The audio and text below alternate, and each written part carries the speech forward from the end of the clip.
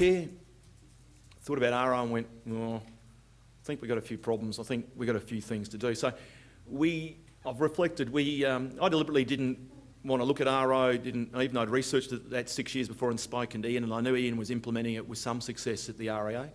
And I'd met Adam and a few other disciples on RO through the REA. But when I first got to Life Care, I went, well, we've got some real basic problems. We need to have a strategic direction. And actually, getting some values and actually getting staff to buy into values is a lot more important than actually working out levels of work and accountabilities and responsibilities. So we really put it on the back burner and didn't use it again. And of course, over the journey, I must have had a dozen consultants come through, talking to me about different organisational development ways, different ways that they could help us achieve our strategic direction, and listened and thought, well, that's all good. And Adam would come out and have coffee with me, and I'm sure over many coffees, Adam thought all I was doing was using him as a cheap way of getting coffee. And Adam probably thought, oh, geez, Alan's just wasting my time, but he kept on coming back. We got to a point, though, when we started really asking this, that I went back and reflected on my earlier discussions with Ian, on the conversations in primarily that I had with Adam. And we're kicking around a couple other things that we looked at, did some research on the RO, and had a real honest look at it and decided that for a couple of reasons I thought we should give RO a go. One, I found it really easy to understand. The basic principles. As a chartered accountant, it was back to my chartered accounting, debits equal credits. Well, if you've got levels of work and you can measure the levels of work, and you work out that someone's got the capacity to level of work, well, that's pretty easy stuff, isn't it? And if the manager's the right level to the next level, well, that's all pretty easy. So it made a lot of sense to me.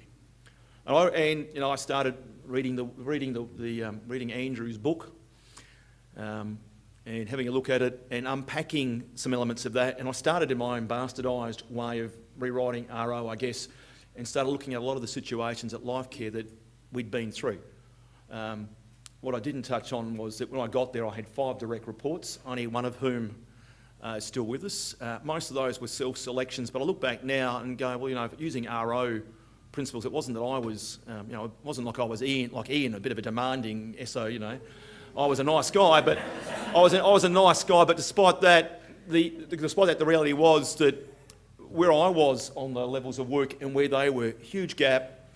And the reality is they should probably have been promoted in that level of work, and it was right for them to self-select. So all of a sudden, a couple of people that had driven me crazy, I could understand why they were driving them crazy. Also importantly, I could understand why I was frustrating the hell out of them the other way, because that level of work gap between me, the way I operate, and where they were was way too big. Best for them to self-select and go somewhere else. So that was helping me make a lot of sense.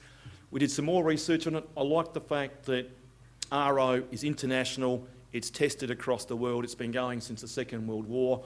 I like the fact, and you can see it in this user group today, the fact that we've got big corporates, really small not-for-profits, a not-for-profit like us that would like to become a little bit more corporate. We've got local government.